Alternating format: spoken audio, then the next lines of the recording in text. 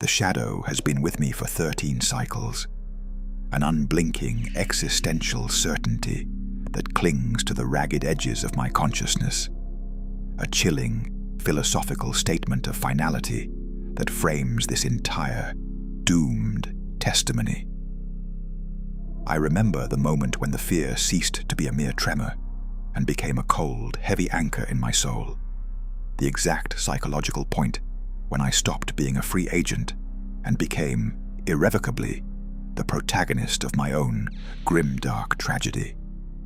The moment the inquisitorial sigil flared on the Vox channel, I had mistakenly believed was secure. I am not a heretic of the warp, nor a betrayer of the Emperor's light. I am merely a former administratum adept, designate row 729, who accessed a truth too large for the Imperium's necessary lies, and in doing so, condemned myself to the total, grinding process of eradication, a chilling, chronological, personal transformation. The hunt is a metaphor for the Imperium itself. Vast, slow, indifferent, and utterly inevitable, a bureaucratic behemoth whose process of annihilation is more terrifying than any sudden act of violence. The pacing of my escape and eventual capture is a slow burn, methodical rhythm, a prolonged, agonizing delay of the ultimate final sanction. The hook style is simple. I remember the exact moment when the simple arithmetic of my existence was overwritten by the zero-sum equation of the Inquisition's pursuit. My former life as an adept in the Departamento Munitorum was defined by the repetitive audit of resource flows, calculating, logging, and transmitting the colossal, meaningless logistics of the imperial war machine. The slow reveal of a terrible truth came not from a sudden revelation, but from a cumulative, horrifying realization gleaned from trillions of data points. The sheer, statistical impossibility of the Imperium's claim to victory. The numbers did not merely show failure. They demonstrated a deliberate, necessary, and colossal system of self-cannibalization required simply to maintain stasis. The supporting characters who shared my fate were merely names on a purge list.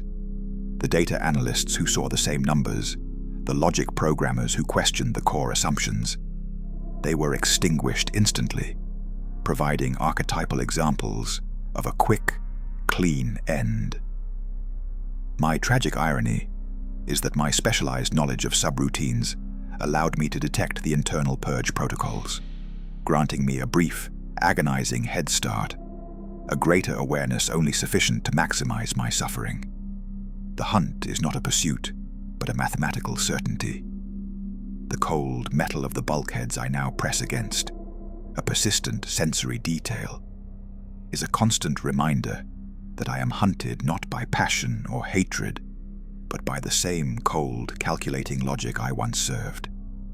The only dialogue I had with the network that betrayed me was purely sparse and functional. Access protocol, row 729, data corruption detected, flagged for immediate purge, a perfectly efficient, entirely impersonal sentence of death, lacking any human inflection, yet resonating with the finality of a cosmic truth.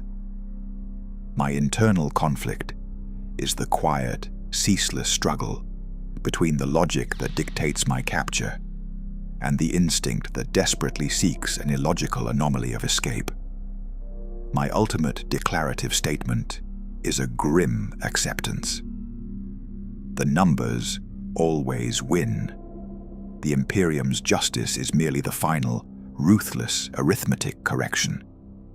The initial phase of the hunt was defined by a terrifying, prolonged psychological erosion, a slow burn, methodical pacing that focused not on immediate violence, but on the systematic removal of all possible safe harbors, a chilling metaphor for the total reach of the imperial machine. The Inquisition did not send assassins. They merely initiated a high-level logistical lockdown, an internal financial and administrative collapse that strangled my former existence. My internal monologue during this phase was dominated by frantic existential questioning. How can one survive when the very concept of currency, identity, and transit is rendered instantly null and void? The answer, I quickly found, was that one cannot. My savings became non-existent. My identity code, the repetitive key to all Imperial services, became a flag for immediate termination. The physical sensation of this financial and administrative tragic irony was a persistent, gnawing hunger, a sensory detail that replaced the abstract fear of death with the concrete, immediate necessity of scavenging in the underhives of the sector capital. The supporting characters of this phase were the faceless, indifferent cogs of the Imperial machine. The clerks who denied my falsified papers, the port officials who checked the biometric scanners. They were archetypal representations of the system's absolute, unthinking compliance. Their dialogue was entirely sparse and functional, metallic pronouncements that sealed my fate. Clearance negative, access denied, proceed to Securitas interrogation point. Each denial was a physical blow, a confirmation that the vast, grinding logic of the administratum was now fully arrayed against me. My internal conflict shifted from a struggle for physical escape to a fight for the preservation of my sanity, the desperate, futile attempt to find a single, illogical error in the machine's perfect, relentless process. The former adept knew the system too well. The purge was not an event, but a self-executing, continuous function of the Imperial bureaucracy. My declarative realization was chilling. The Inquisition did not need to hunt me. They merely needed to wait for the system I once served to starve me of all resource and legitimacy. I was the statistic that was being corrected, and the process of correction was absolute. This psychological dismantling, this controlled starvation of the logistical self, was the true genius of their approach. They had weaponized bureaucracy, turning the very fabric of my former existence, the trust in the ledger, the reliance on the audit, into the instruments of my downfall. I found myself wandering through markets overflowing with synthetic protein and nutrient paste, yet every transaction required an identity code, every purchase logged, every single calorie tracked. The food was there, the energy was present in the system, but the logical gate to access it was shut. The hunger became an existential questioning, made physical. If resources exist, yet the system denies you the right to consume them, are you truly starving, or are you merely experiencing a perfect, functional denial of self? I began to see my survival as a test of logic, a perverse final exam administered by the Imperium. I needed to find a loop, an unauthorized input, a single flaw in the financial firewall that a log reader, an adept, would instinctively overlook. I searched the subroutines of my memory, the repetitive patterns of trillions of logistical transactions, looking for the tiny, forgotten protocols governing emergency waivers, orphaned accounts, or legacy systems that had been bypassed but never formally terminated.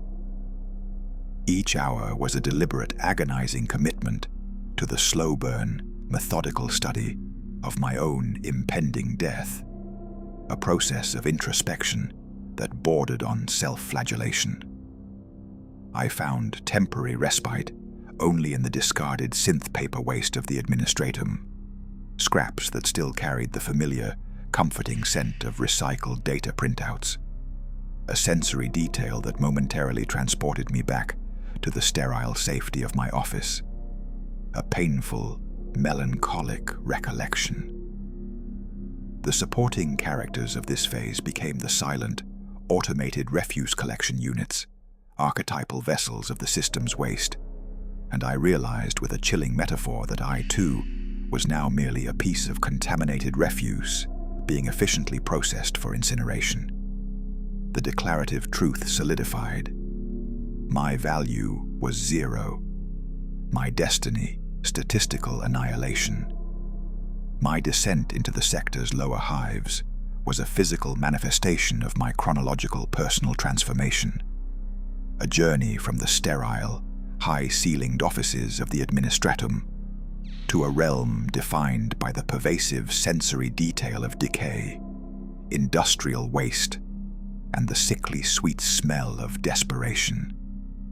The contrast was stark, a horrifying metaphor for the collapse of my ordered, numerical life into the pure, visceral chaos of the hunted.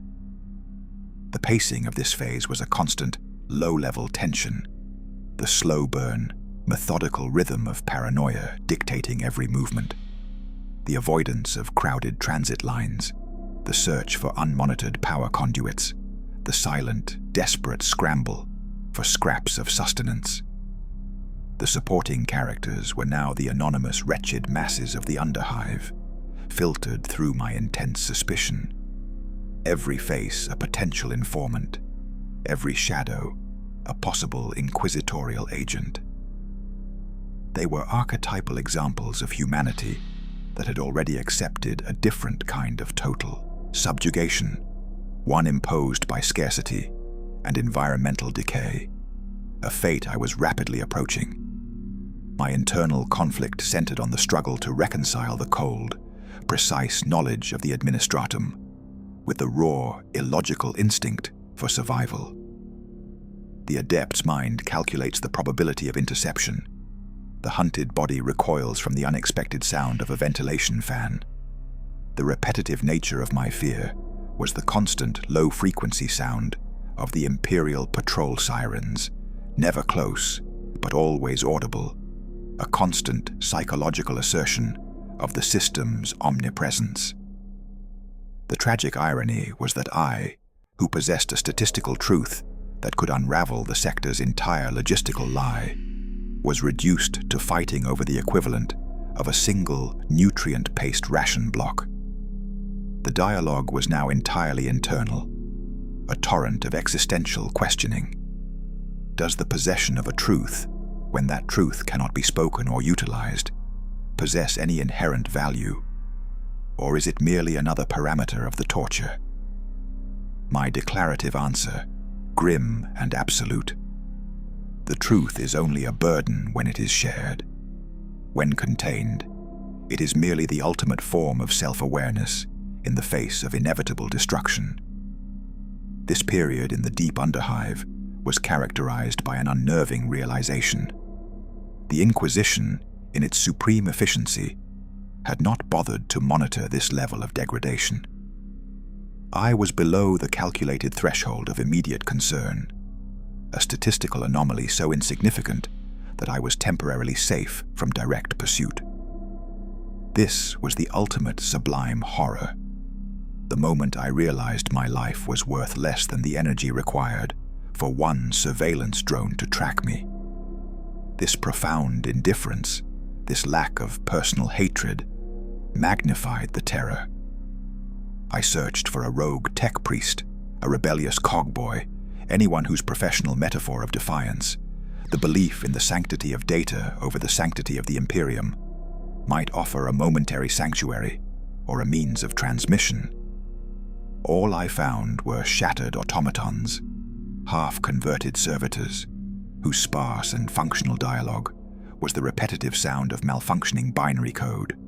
Error, error, 0, 0.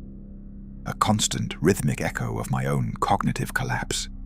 The grime, the pervasive scent of oxidized metal and stale fear. These sensory details became the only reality.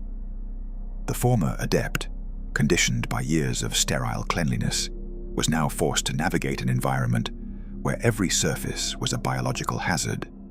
Yet the external danger was secondary to the chilling fact that the system had simply forgotten me, a temporary lapse of bureaucratic memory that was, ironically, my only life raft. The slow burn, methodical rhythm of my descent became a form of strange, grim meditation. The external world was a relentless, grinding chaos, but my internal world became a fortress of perfect, cold calculation. preparing for the moment the system's memory refreshed, and the hunt, inevitable and absolute, resumed. The true horror of the Inquisition's pursuit is its resigned and profound melancholic lack of urgency, a chilling demonstration of their absolute certainty. The metaphor for their strategy is a colossal water clock. They simply opened the valve and waited for my life force, my resources, and my options to drain away. They do not hurry because they know the system is their weapon, and the system is perfect.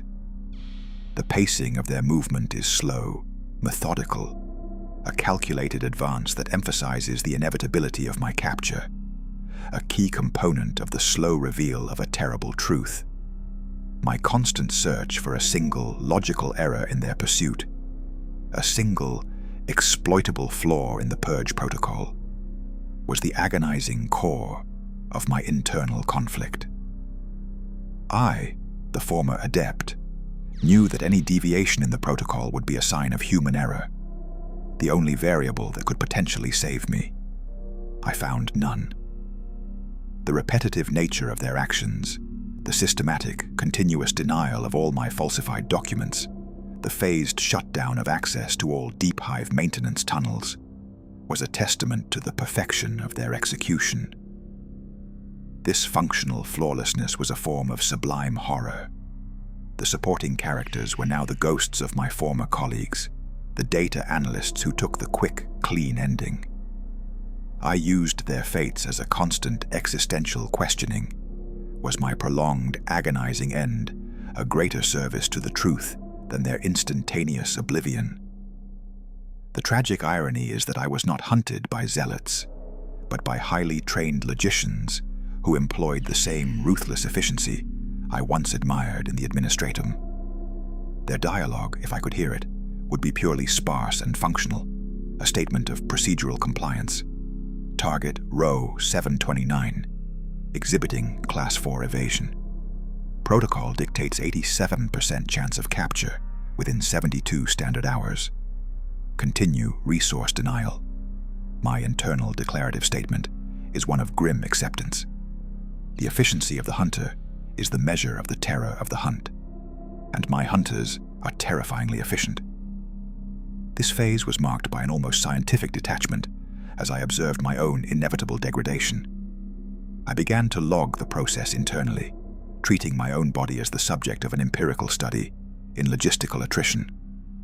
I calculated the time remaining until organ failure, the statistical probability of accidental capture versus targeted retrieval, and the energy expenditure required for each kilometer of horizontal movement versus vertical ascent. The repetitive log entries of my internal monologue, Day 17, calculated capture probability 89.2%, caloric deficit 15,000, cognitive integrity nominal, became a shield against the rising tide of subjective panic. I even developed a metaphor for my current location. I was not escaping from the Imperium, but moving through its negative space, the unmapped, unlogged, and therefore temporarily unmonitored areas that existed as zeros in the administrative ledger. My pacing was therefore determined not by instinct, but by the negative space on the maps I had committed to memory. The sensory detail that defined this internal process was the constant low-level vibration of the hive structure, a continuous oppressive tremor that reminded me of the colossal indifferent power that sustained the prison I was in. I was a single, tiny, self-aware data point moving through the belly of the beast, and my only remaining power was the existential questioning of the system itself. If the system is omniscient, how can a single unit escape its sight, even momentarily? The grim declarative answer: because I have surrendered all subjective value and become only the cold, unfeeling variable that the system finds mathematically difficult to track. The physical sensation of being hunted transformed my very perception of time, lending a profound, introspective depth to my pacing. Time became not a measure of duration, but a measure of dwindling resources. Each hour a unit of consumed energy, each day a unit of diminishing chance. The slow burn, methodical rhythm of the pursuit meant that my consciousness was trapped in an eternal, agonizing present, the future an absolute, immovable point of capture. The sensory detail that defines this is the constant, visceral thump of my own heart, no longer a symbol of life, but a metronome counting down the seconds until my doom. The metaphor is simple. I am a candle, and the Inquisition is the perfect, cold efficiency of the void surrounding me, simply waiting for the last bit of wax to melt away. My internal conflict is now entirely focused on maintaining the purity of the truth I carry, the massive, horrifying statistical lie of the Imperium's logistics, and keeping it from being lost in the chaos of my collapse. I am a living data vault, and the ultimate act of defiance is to preserve the integrity of the data. The repetitive mantra of my internal monologue is, preserve the data, contain the lie. The tragic irony is that the truth I possess has no physical form. It is a complex, philosophical certainty, and its ultimate preservation depends entirely on the continued, agonizing functioning of my own, decaying organic mind. The existential questioning has shifted. If the truth dies with the last person who possesses it, does the truth itself become a subjective, temporary fiction? My declarative statement is stark. The objective truth is only valid when the witness is alive.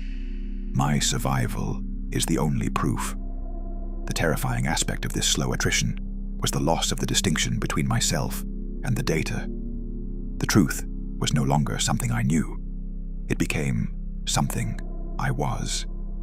My identity, row 729, the adept, was now merely the secure container for the statistical anomaly.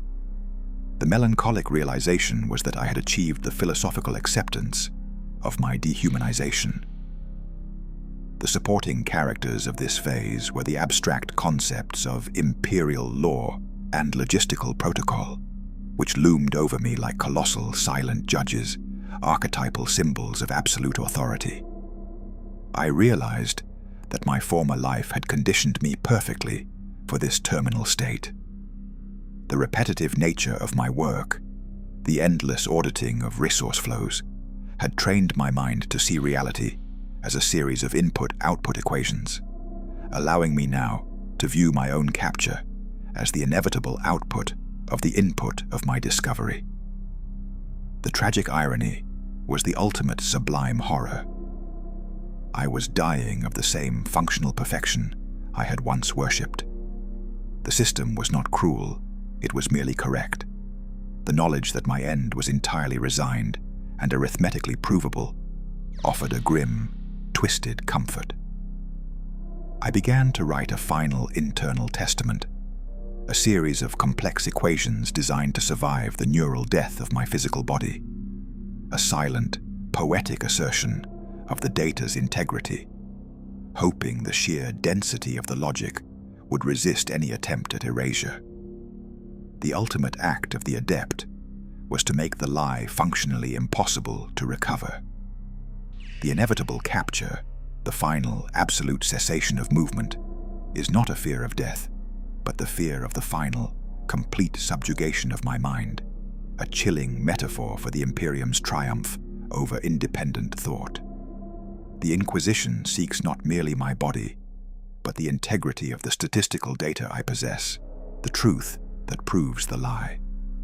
They will utilize psycho-interrogation techniques, neural scraping, and truth serum induction, a terrifying final chapter in my protagonist's internal transformation. The sublime horror of this realization is the core of my current internal conflict. The struggle to devise a means of internal, final data corruption, an internal self-destruct mechanism for the truth, to prevent the system from reclaiming the very data that condemns it. The pacing of this internal design process is frantic.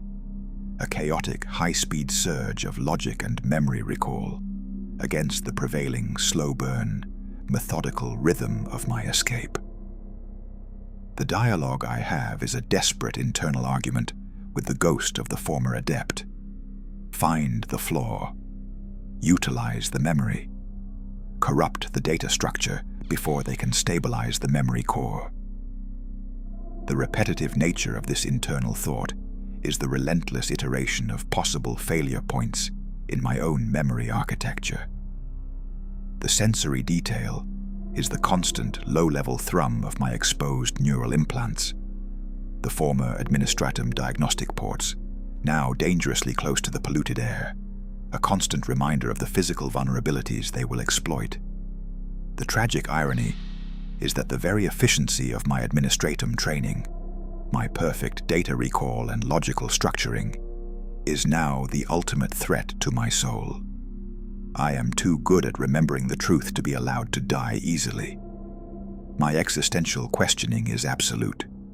Is the ultimate act of defiance the annihilation of one's own truth? My declarative answer: absolute. Self-destruction is the only form of absolute freedom from the imperial machine. The proximity of capture has introduced a new, fleeting, supporting character. The notion of the perfect moment for self-termination, an archetypal narrative possibility that the adept's mind ruthlessly dismisses. Suicide is an emotional act, a deviation from the purely logical trajectory. The metaphor: I choose is not self-destruction, but self-encryption. I am not to be destroyed, but rendered unreadable. I spend hours mentally rearranging the access parameters to the critical data points, linking them to impossible triggers. The successful calculation of the exact logistical output of a distant, lost world. The simultaneous failure of 3 unrelated sector commands. The detection of genuine compassion in an inquisitorial agent. These triggers, though absurd, are rooted in the sparse and functional language of my former life, making them deceptively complex for a purely psychic probe to bypass. The pacing of this final internal encryption is a focused, frantic rush, a final, beautiful burst of logical energy against the encroaching, somber silence. This chronological personal transformation is nearly complete. The man is gone, and only the logic bomb remains. My internal monologue becomes a stream of pure, resigned instruction. Seal the data. Secure the lock. Let the logical paradox be the final, ultimate defense. My current sanctuary, a derelict access tunnel beneath the Deep Hive's industrial filtration system, is a physical metaphor for my current psychological state. A place of temporary, structural integrity, surrounded by a constant, overwhelming flow of the system's toxic waste. The pervasive sensory detail is the continuous, sickly smell of recycled air and the low-frequency hiss of the filtration unit, a constant, physical reminder of the Imperium's immense, grinding consumption. The pacing of this internal stasis is slow, deliberate, a necessary methodical pause to conserve energy, a momentary counterpoint to the relentless advance of the hunt. I am forced into a state of suspended animation, a quiet, melancholic waiting game. The supporting characters of this phase are the constant, distant mechanical sounds, the heavy rumble of cargo transports, the shriek of a maintenance drone. They are the unthinking archetypal instruments of the system, their movements entirely predictable, offering me a grim, temporary solace of pattern recognition. My internal conflict is the agonizing struggle between the desire for rest and the imperative for constant vigilance.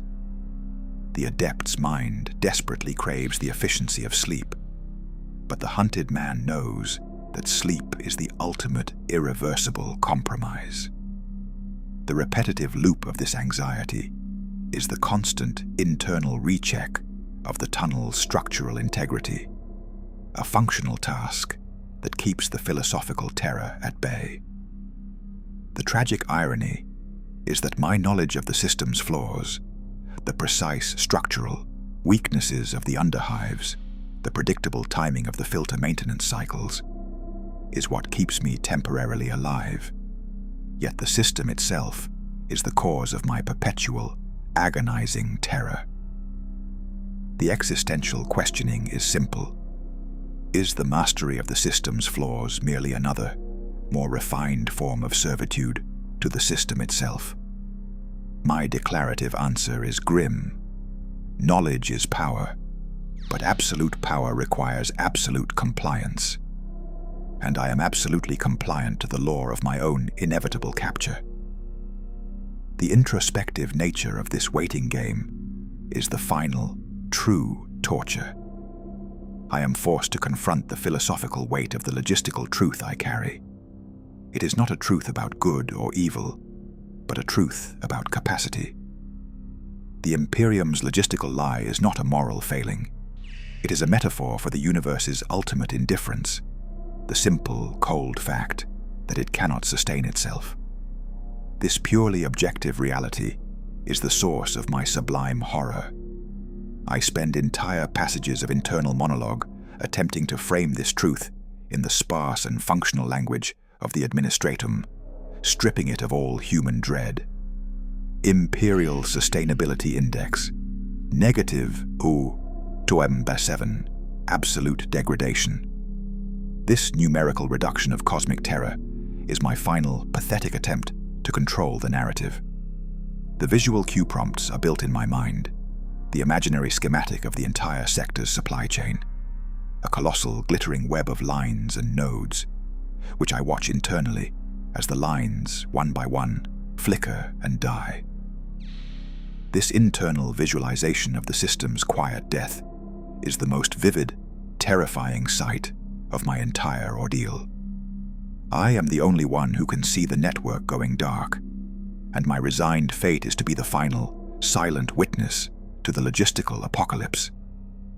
The dialogue of my former life, the sparse and functional language of the administratum, now haunts my internal monologue, a chilling reminder of the sterile, mathematical world I lost, and the language that betrayed me.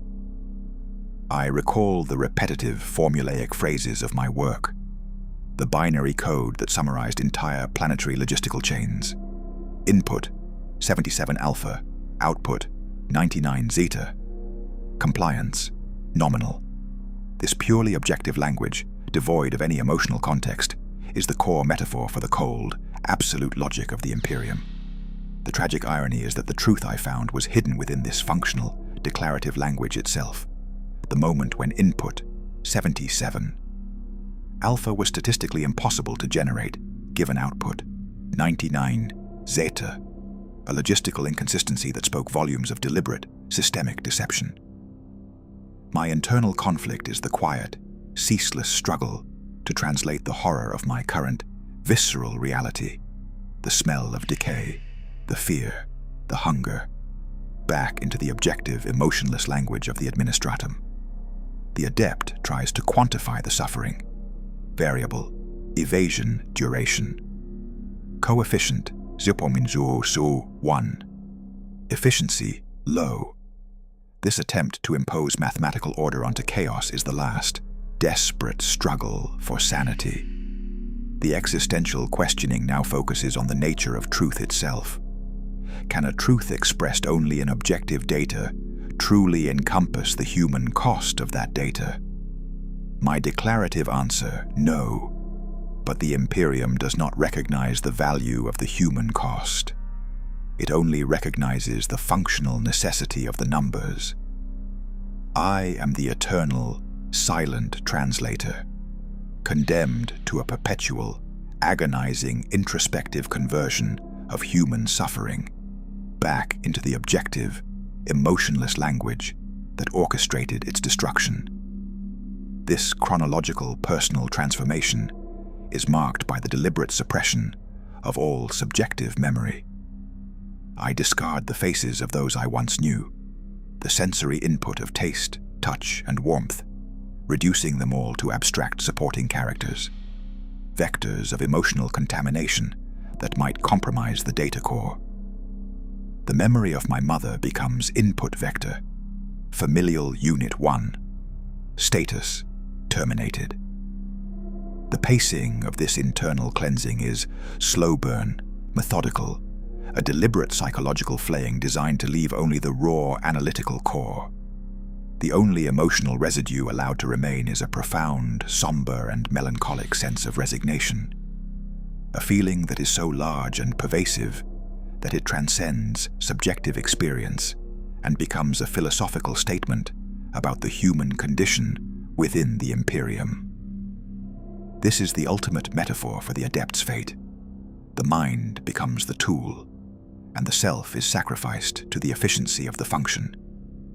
The final, repetitive loop of my internal existence is the constant, quiet assertion, I am a log entry. I am a log entry. The truth is merely the final, unchangeable number. The supporting characters of the hunt are now the distant metallic clatter of the Inquisition's security drones, the unblinking aerial surveillance units that patrol the upper reaches of the hive, their mechanical movements entirely predictable, yet utterly unavoidable. They are the archetypal, inhuman agents of my doom, filtered through the continuous, oppressive sensory detail of their low-frequency whirring that vibrates through the tunnel walls. I do not see them. I only feel their constant, systematic presence, a terrifying metaphor for the system's absolute, indifferent omnipresence. The pacing of their patrols is slow, methodical, a calculated advance that defines the slow burn, methodical rhythm of the pursuit, a deliberate, agonizing choreography of the inevitable.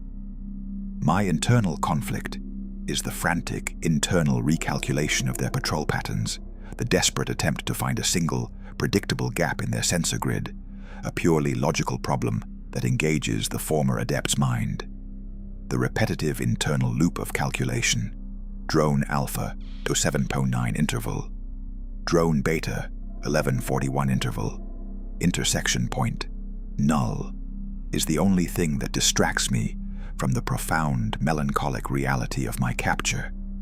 The tragic irony is that I, who once wrote the logistical subroutines for similar units, I'm now confined to the physical gaps in my own former logic.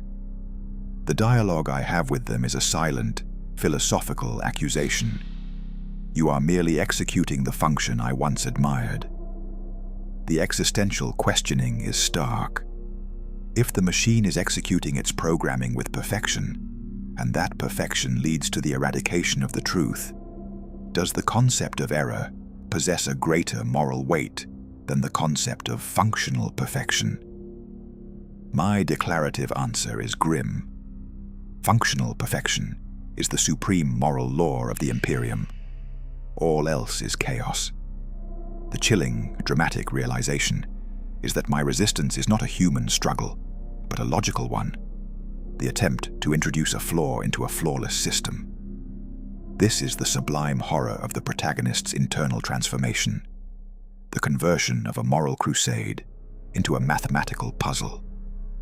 My final, internal solution, arrived at during the silent, introspective hours of the drone patrols, is the zero-sum protocol, the final stage of data encryption. This protocol dictates that the critical truth can only be accessed by solving a logistical paradox that, by definition, has no solution. The metaphor is a safe that can only be opened by a key that doesn't exist. This complex internal sabotage is my ultimate, resigned form of resistance, a final, philosophical acceptance of my own inevitable demise in service of an unreadable, unshareable truth. The silence of the drones is the silence of my approaching end, and I welcome the logical certainty of its arrival. The slow pacing of the pursuit allows me the luxury of perfecting my own cognitive tomb. The existential questioning that now dominates my internal monologue is focused on the ultimate purpose of the truth I carry, the massive statistical lie of the Imperium's logistics. Why did the system permit this knowledge to exist, even for a moment? This is the core of the slow reveal of a terrible truth. I have deduced that the truth was not an error. It was a necessary internal diagnostic for the highest echelons of power, a cold, objective assessment of the system's actual degradation rate. The lie was for the masses. The data was for the masters. My protagonist's internal transformation is defined by the terror of this realization. I am hunted not because I am a danger to the system, but because I am an unscheduled, escaped diagnostic report. The metaphor is simple. I am a vital sign that was meant to be read in private, but instead escaped the clinic. The tragic irony is that the Inquisition does not care about the philosophical content of the lie. They care only about the security breach that allowed the data to escape the containment field. My internal conflict is the agonizing struggle to give my truth a moral weight that the system denies it.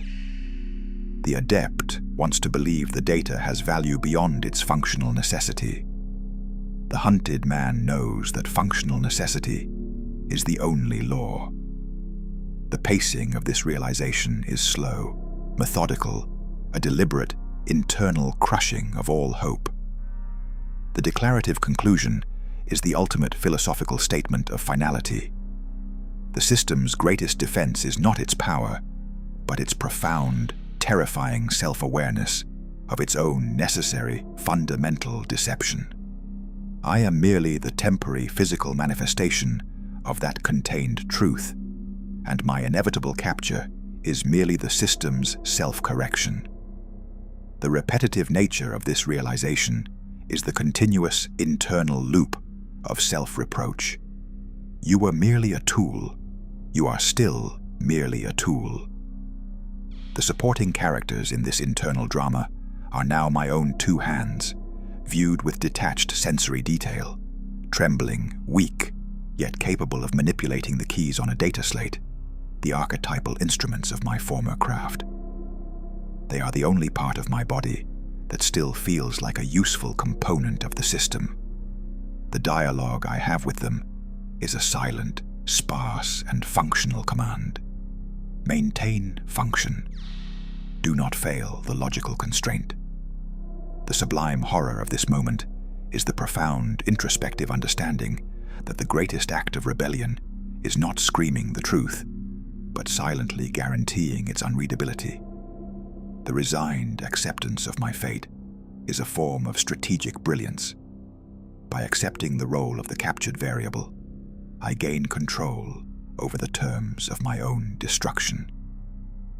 I am preparing for my final audit, the one where the input is my life and the output is the unrecoverable truth. The hunger is now a constant, pervasive sensory detail, a physical manifestation of the hunt's success, a biological metaphor for the successful application of the logistical purge. The constant, gnawing emptiness in my stomach is a visceral reminder that the administratum's control over the flow of sustenance is absolute. The pacing of this physical erosion is a slow burn, methodical decline. Each day a measurable loss of physical integrity, each labored breath a step closer to total exhaustion. The supporting characters of this physical phase are the distant, occasional flashes of light from the upper levels, casting an archetypal glow of indifferent abundance over the starvation below. They are the constant visual reproach of the life I once knew. My internal conflict is the desperate struggle to maintain cognitive function against the overwhelming biological imperative of pain and exhaustion. The adept's mind attempts to impose order on the chaos of the failing body, to calculate the maximum duration of survival on minimal nutrients. The repetitive internal loop of nutritional calculation: calorie intake 500, required 2500, deficit absolute, is a grim, self-inflicted torture. The tragic irony is that the former logistics expert, who once commanded the fate of entire planetary food chains, is now being defeated by the simple, absolute logic of caloric deficit. The Inquisition did not need to fight me. They merely needed to enforce the iron law of logistics. The existential questioning is stark. Does the total failure of the body constitute a greater crime against the self than the total subjugation of the mind? My declarative answer is immediate. The body is merely the vessel of the truth. Its failure is a functional inconvenience. The survival of the truth is the only imperative. The melancholic beauty of this final stage is the total, resigned clarity of thought achieved through physical suffering. The noise of the world, the static of desire, has been stripped away, leaving only the pure, cold logic of the numbers. My internal monologue is now almost entirely devoid of subjective terms, a stream of sparse and functional self-diagnosis. Vessel integrity, compromised. Memory core, stable. Evasion, protocol, continuing.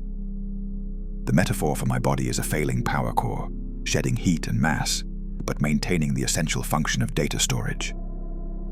The sublime horror of the situation is the realization that the protagonist's internal transformation is complete. I have become the thing I served, a logic engine prioritizing data integrity above all else.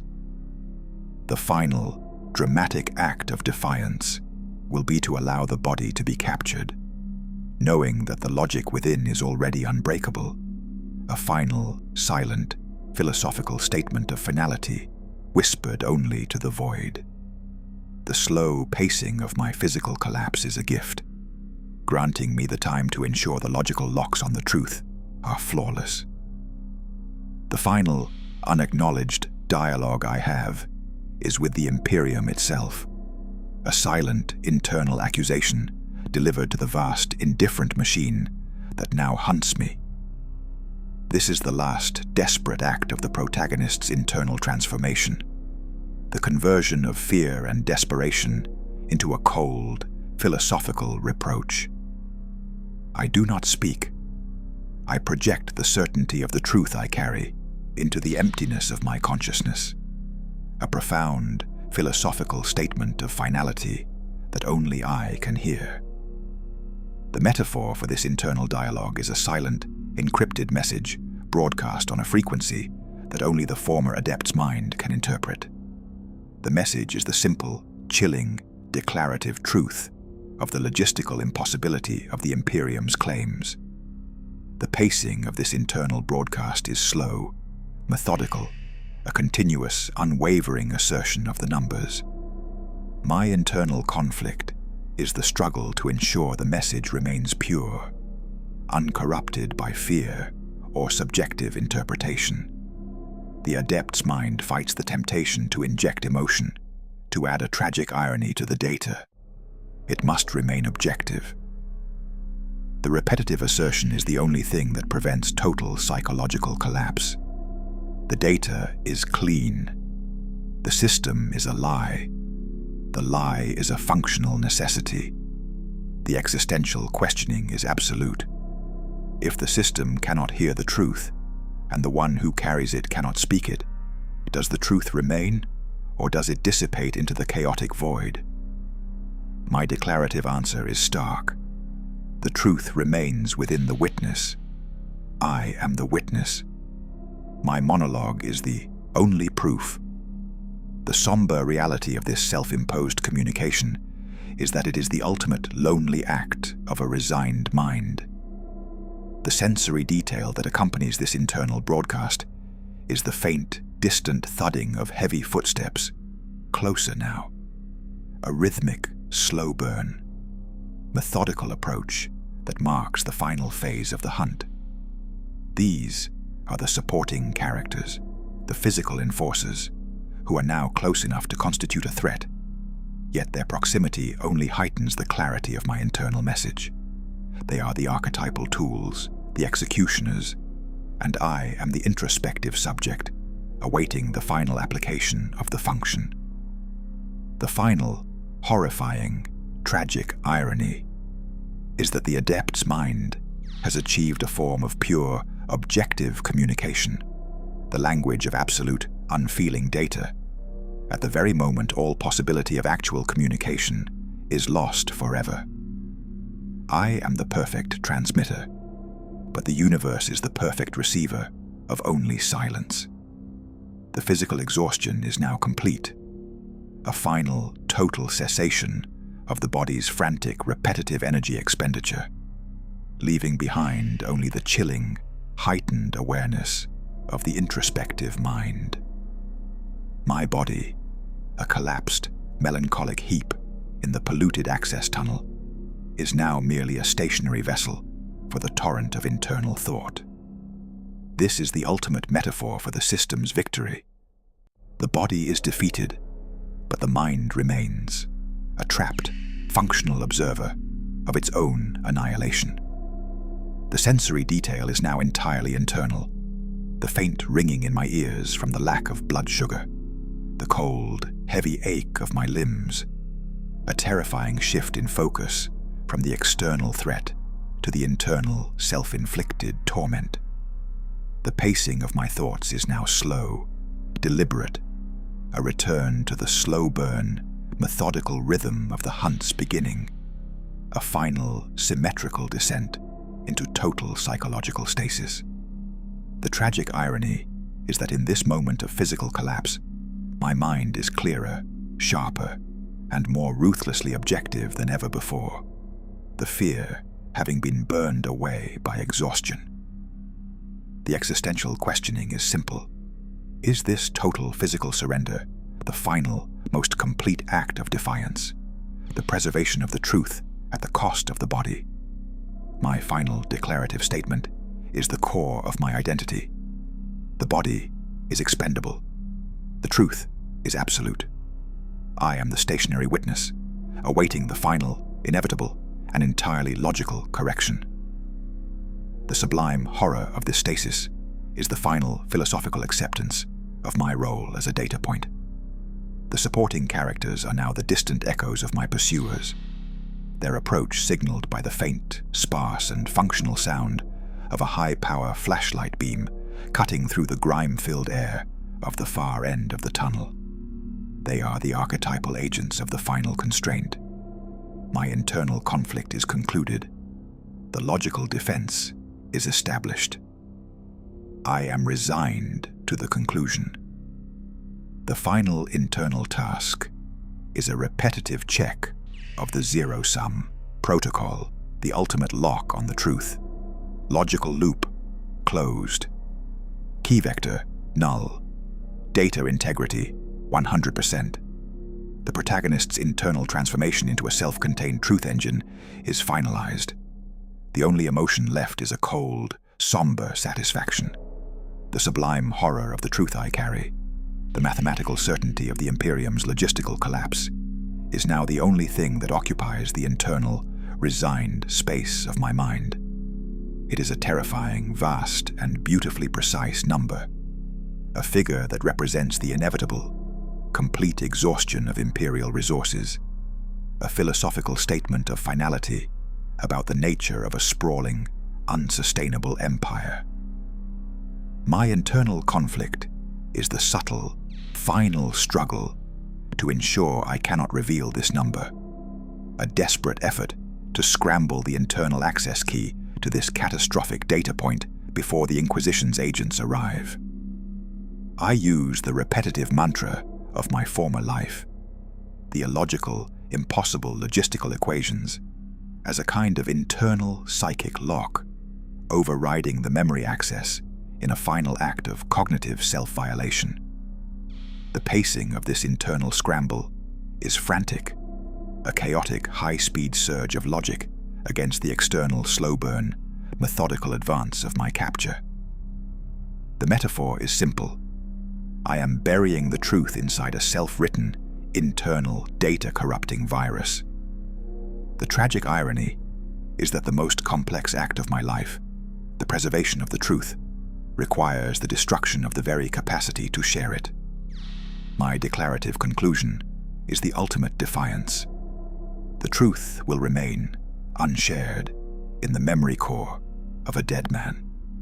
I am the eternal, silent tomb of the Imperium's greatest, most terrifying secret. The sensory detail that finally breaks the silence is the grating sound of metal against metal, the physical breach of the tunnel access plate by the supporting characters who are about to contain me. Their presence is immediate, terrifying, yet entirely predictable, the archetypal culmination of the logistical protocol. The dialogue I expect, if any, will be the ceremonial, sparse, and functional pronouncement of the purge. My final introspective thought is a quiet, melancholic recognition. The system has succeeded in its function, but I have succeeded in mine. The ultimate truth remains unread. The existential questioning has ceased. There is only the zero-sum equation. The supporting characters of my final moments are the simple, archetypal, and silent shapes of the inquisitorial agents who have finally cornered me. The sensory detail of the scraping of their boots on the metal grating of the access tunnel, the muted hiss of their power armor seals, the cold, distant glint of their optic lenses. They are faceless, emotionless, and entirely functional, a visual metaphor for the cold, absolute logic they serve. Their dialogue, if it comes, will be purely sparse and functional, the ceremonial pronouncement of my capture. Target row 729. Status contained. Initiate retrieval. Protocol. I am a data point that has been corrected, a logical variable that has been constrained. My pacing has ceased to matter. Their slow, methodical approach is the final, agonizing punctuation mark on my grim-dark tragedy. The internal conflict is over. The frantic scramble to corrupt the data is complete. I am the empty vessel containing the unreadable truth. The existential questioning is absolute. If the silence of the captured truth is the final, most complete form of defiance, does the act of capture merely serve to amplify the victory of the vanquished? My declarative statement, a final, internal assertion. My capture is the system's lie. My silence is the truth. I am the eternal, unreadable witness. The tragic irony of their arrival is the final, perfect symmetry of the hunt. They have spent immense resources to capture a vessel that is now, by design, worthless to them.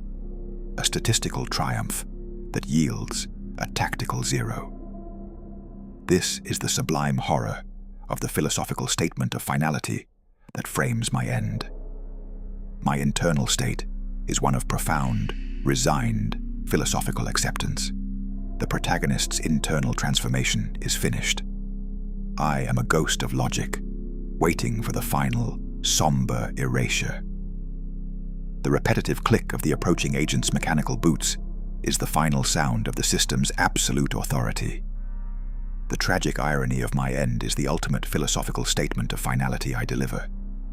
I am hunted and captured by the very principles I once devoted my life to. The principles of logistical perfection, absolute efficiency, and unwavering data integrity. My failure was not one of morality, but one of insufficient constraint.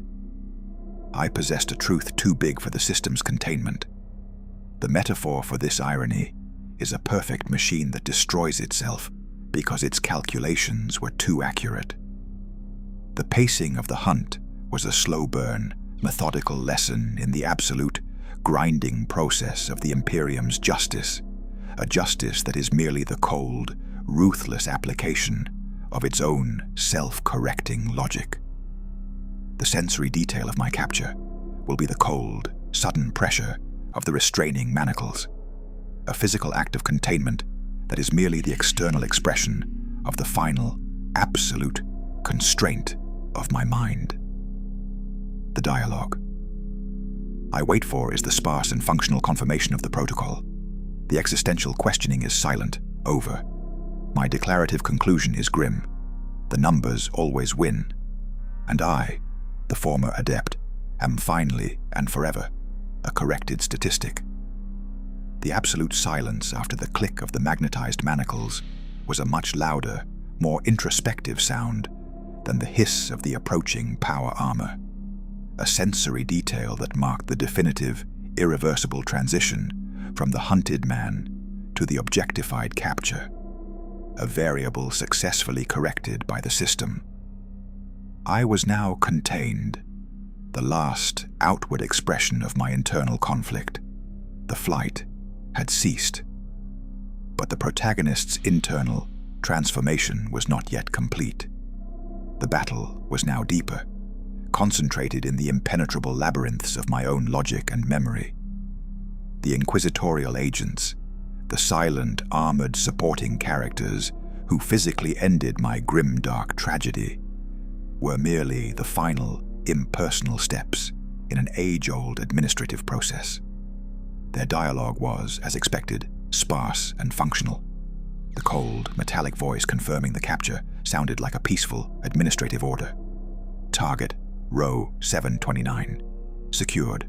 Initiate extraction protocol, 7 Delta. No verbal interaction permitted. This order was a tragic irony. It confirmed that I, the carrier of the Imperium's most destructive truth, was not even worth addressing as a human. I was an object, a leaking database that needed repatriation. The pacing of their subsequent actions was slow burn, methodical, a deliberate, excruciatingly slow movement that emphasized the resigned certainty of their victory. They did not rush, for the victory had long ago been assured by the relentless logistical perfection of the Imperium. The metaphor of my capture was that of a leaky pipe in a gigantic hydro system. The leak is detected, the section is sealed off, and now the ruptured part is quietly removed. My existential questioning in these moments focused on the nature of final submission. Is surrender an act of betrayal against the truth, or the final, clever move of a logical mind that accepts the absolute inevitability of defeat? My declarative conclusion, cold and sharp, was a philosophical statement of finality. The defeat of the body is the last chance to hide the mind. The manacles were the last external cage. Now I had to perfectly close the internal cage, hermetically sealing the truth in the logical structures of my own administratum conditioned mind. The repetitive internal mantra of my final hours, data corrupt, access denied, integrity maintained, was now the only unchanging sound in the cold, absolute silence. The return journey to the sector capital's illuminated levels was a chronological personal transformation in reverse, a slow, melancholic ascent from the physical chaos of the underhive to the cold, calculated order of the inquisitorial interrogation chambers. I lay restrained and immobile in an armored transport module, my sensory detail limited to the rhythmic thrumming of the grav motors and the chilly chemical scent of the disinfectant fog that constantly filled the module, a functional act of purification that emphasized the metaphor of my inherent unholiness. The pacing of the trip was slow burn, methodical, the transport module moving with a predictably agonizing, logistically optimized speed through the traffic flows of the upper levels, every moment of delay a demonstration of the time the Inquisition was willing to spend to ensure the perfect execution of my case. The supporting characters were now the 2 armored agents, their presence a constant impersonal reminder of the totality of my captivity. Their dialogue was exclusively machine-coded, sparse and functional beeps and data exchanges confirming my location, vital signs, and the repetitive target status, compliant. The tragic irony was that I, the former logistics expert, was now an object in a perfect logistical stream. My destination and arrival time, calculated with a margin of error, of less than a millisecond. My internal conflict centered on the internal, cognitive sabotage of the truth. I was creating internal, logical loops in the most critical data structures of my memory, a complex series of unsolvable administrative paradoxes expressed in the language of my former life, an attempt to overload the Inquisition's psycho-interrogation with meaningless, yet structurally perfect, logistical contradictions. The existential questioning was, is the brainless chaos of a collapsing logic a better defense than the articulated silence of the human will? My declarative answer, shaped by the adept's trained mind. In the machine's view, functional chaos is superior to moral resistance. I was the architect of my own internal data ruin, the ultimate silent act of defiance against absolute order. The arrival at the black site was the climax of my slow reveal of a terrible truth, not the discovery of a dark basement, but the chilling realization of an implied, through narration, architectural and procedural perfection. The facility was silent, sterile, and blindingly lit by a cold, white light, an environment so functionally flawless that it inspired a sense of sublime horror. It was the ultimate metaphor for the cold, unfeeling logic of the Imperium, not a place of torture, but a surgical ward for the excision of inconvenient truths. The walls were not adorned with religious iconography, but with complex schematics and data flow diagrams, the sacred texts of the Inquisition's process. The pacing within the site was almost non-existent, a stillness so absolute that it emphasized the slow, methodical processing of every subject. I was moved from the transport to the interrogation chamber. Chamber designation R307, the name flashing on the internal diagnostic screen of my restraints. The chamber was small, circular, and lined entirely with psychosuppressive ceramic, a final, physical metaphor for the total containment of my mind. The single supporting character now present was the interrogator, a figure archetypal in their detachment, shrouded in simple, heavy robes, their face obscured by a data mask that filtered their breath and voice. This was not a zealot. This was a high-level cognitive engineer. Their initial dialogue was entirely sparse and functional, a formal, ceremonial opening statement that was merely the prelude to the true psychic invasion. Target Row 729. Confirmed Administratum Adept. Classification: High-value data breach. Protocol I-9 Alpha initiated. Compliance is assumed. Compliance is assumed. The ultimate tragic irony. My internal conflict intensified to a critical internal frenzy. The interrogator's voice was not the real threat. The threat was the array of neural probes and memory scrapers that extended from the central interrogation console, designed to bypass all logical defenses and extract the pure, raw data from my cognitive core. My last, desperate act was to initiate the repetitive internal data scramble, overloading the logistical loops I had created, turning the truth I carried into a cognitive black hole. The existential questioning was no longer philosophical, but utterly pragmatic. Can a complex, self-corrupting logical structure survive the absolute assault of a neural scraper designed by the Mechanicum? My declarative resolution was a grim certainty. The structure will fail. The goal is to ensure the failure is functionally meaningless to the enemy. The interrogator began the process with a silent, precise motion, the neural probes advancing toward my temples. The sensory detail was a cold, high-frequency whine that began to fill the chamber, the sound of the psychic scrapers charging, preparing to tear the truth from my mind. In that moment, trapped between the inescapable physical constraint and the absolute psychic invasion, the protagonist's internal transformation reached its final stage, the total, resigned surrender of the self in defense of the statistical truth. I ceased to be row 729, the adept. I became the metaphor for the truth itself, a perfect, silent, and ultimately unreadable zero at the heart of the Imperium's greatest logistical lie. The hunt was over. The correction was complete. The silence of the absolute truth was now all that remained. The penetration of the neural probes into the superficial layers of my thought was not a painful violation, but a cold, clinical, and utterly introspective intrusion.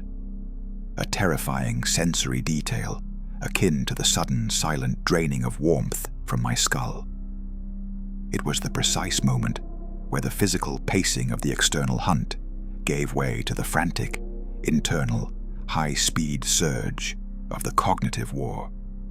The interrogator, now merely an inert, archetypal supporting character focused on the data mask's readouts, initiated the first phase. A functional, sparse, and functional query projected directly into my mind. Identify data structure 77 alpha. Compliance immediate. This was the first external dialogue of the confrontation, yet it was not a question posed to me, the man, but a command addressed to the system I represented. My internal conflict, the ultimate, desperate war for data integrity, was already in full throttle. The metaphor for this process was a burning library. I was the keeper, and my task was not to save the books, but to incinerate the card catalog before the invaders could find the key. The log loops I had constructed, the deliberate, repetitive insertion of unsolvable logistical paradoxes, began to activate, flooding the initial penetration point with structurally perfect, yet entirely meaningless, administratum code, input 77 alpha, output 99 zeta, deviation factor infinity, recalculate compliance. The interrogator paused, the cold whine of the scrapers intensifying, a sound that, to my melancholic mind, was the sound of the universe correcting an unacceptable statistical anomaly.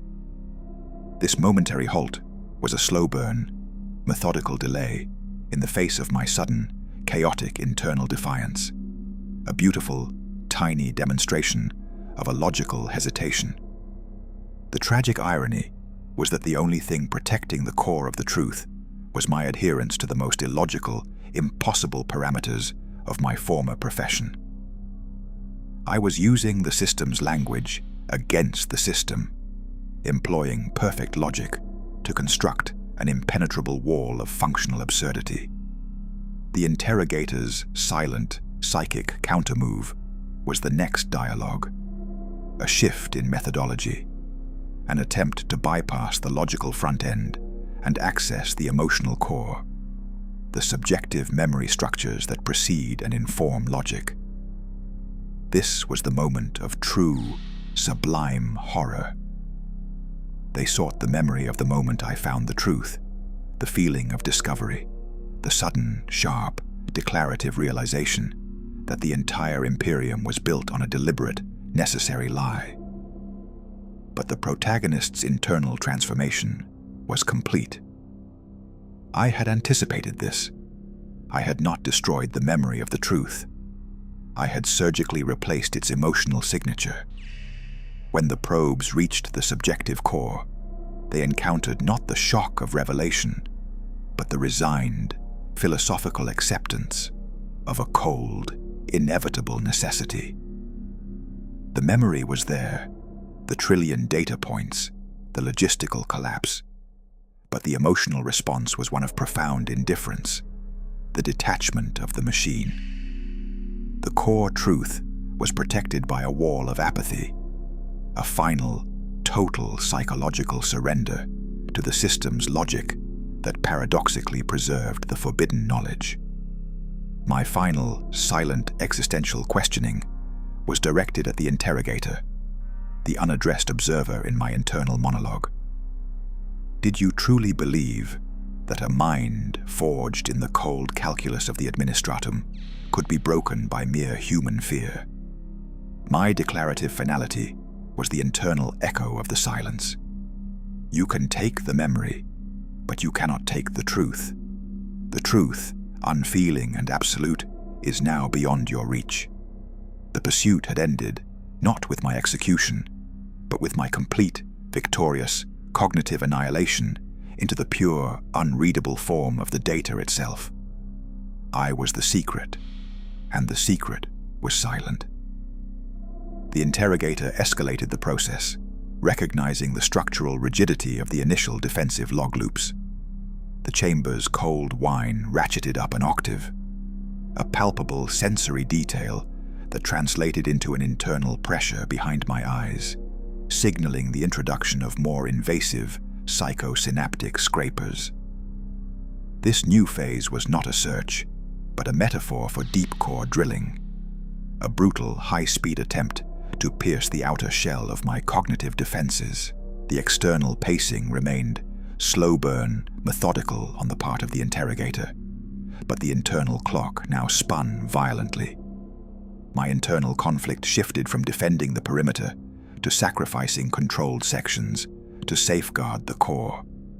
I consciously fed the probes a cascade of repetitive, functionally perfect, yet entirely irrelevant, logistical schematics, the planetary grain distribution patterns of an irrelevant agri-world, the optimal void ship routing for the shipment of non-essential personnel, the precise, minute-by-minute maintenance schedules for a sector-level sanitation facility. This deluge of objective, sparse, and functional data was designed to blind the interrogator through sheer volume and structural correctness. The irony was profound. I was being saved by the very bureaucratic excess and inefficiency I had once despised. The supporting character of the interrogator responded not with fury, but with a calculated logical countermeasure. A new, deeper psychic dialogue emerged, a penetrating wave that sought to track the source of the data flow, attempting to map the architecture of my self-sabotage. The interrogator was no longer looking for the truth. They were looking for the protagonist's internal transformation into a self-corrupting mechanism. I felt the probe anchor onto the emotional scar tissue of my former self. The memories of the adept who, for a brief, melancholic period, believed in the integrity of the Imperial mission. This connection was a sudden, chilling blast of cold, existential questioning. Why did you initiate the breach? What subjective deficiency led to the logistical deviation? My internal answer, a final declarative statement of my philosophical acceptance, was projected back as a perfect, crystalline wall of pure logic, devoid of feeling. Deviation was not subjective deficiency. Deviation was the necessary, inevitable statistical outcome of the input parameters. I had excised the why and left only the how. My defiance was now entirely mathematical. The tragic irony was complete. To defeat the logic of the Imperium, I had to become the ultimate unfeeling manifestation of that same logic. The man had perished, but the function remained. A perfect, unreadable mechanism for data containment. The sublime horror was the realization that in winning this internal war, I had become exactly the kind of sterile, absolute logical construct the Imperium prized, save for the single, concealed, unreadable truth I carried. I was a weapon of pure logic, aimed at the heart of the machine, held in perfect, resigned stasis. The pressure inside my head intensified until I felt the cracking of bone, an implied visual cue prompt conveyed entirely through visceral sensation. The core of the interrogator's attack was now focused, not on extraction, but on destruction, the realization that the data was booby-trapped, and the only path was annihilation. Access denied. Protocol shift, neural wipe initiated, sanction absolute. The final, sparse, and functional sentence of my existence had been delivered. My last thought, before the total erasure, was a final, declarative internal scream. The truth is contained. I am the silence. The hunt was over, and the grim, ultimate victory belonged to the unreadable number. The neural wipe was not a sudden darkness, but a blinding surgical incandescence, a final, overwhelming sensory detail that burned away all subjective residue. I was held in an eternal, perfect, white-hot present, a terrifying metaphor for the ultimate bureaucratic purge. The pacing of this annihilation was agonizingly slow-burn, methodical, each fraction of a second, the complete removal of a layer of self, a methodical, chronological, personal transformation into pure zero. The process felt like the system achieving a state of functional purity by consuming its only flaw. My last remaining internal dialogue was a cold, introspective observation of my own demise, system resources being dedicated to memory core destabilization. Efficiency rating 99.999%. Acceptable loss. The supporting character of the interrogator was now entirely silent, their presence a mere shadow behind the consuming light, an archetypal embodiment of the ultimate, indifferent executioner. They had abandoned the search for the truth and settled for the removal of the anomaly. The tragic irony was the final sublime horror. The destruction of my mind was the only way to guarantee the survival of the forbidden knowledge. The truth was now permanently lodged in the void where my consciousness used to be, secured by the very act of its intended eradication. My final, repetitive internal assertion was a quiet, resigned triumph. The system has failed to read the output. The truth is unrecoverable. I am the data integrity error that persists through total correction. This was the philosophical statement of finality, a final, unsaid, declarative truth that transcended my physical death. The Imperium had won the battle for my body and mind, but the essential logical flaw, the truth of its statistical demise, had been successfully embedded beyond its grasp. A silent, existential questioning coded into the absolute silence of the black site. The silence was absolute. My protagonist's internal transformation was complete. I had been successfully converted into an unreadable file, a perpetual invisible monument to the catastrophic statistical lie at the heart of the divine Imperium. The final pulse of the neural wipe was not the expected oblivion, but a sudden, terrifying clarity, a shift in perception that revealed the ultimate sublime horror of my fate. I was not destroyed, I was transformed. The light receded, leaving behind a cold, absolute void. Yet I persisted as a distinct, disembodied core of logic, a perpetual introspective consciousness, now existing solely within the digital infrastructure of the interrogation chamber itself. I had ceased to be a body or a mind, becoming, instead, a metaphor, a ghost in the machine, a perfectly functional anomaly within the inquisitorial network. This chilling, chronological personal transformation, the ultimate protagonist's internal transformation, was the final, devastating act of tragic irony.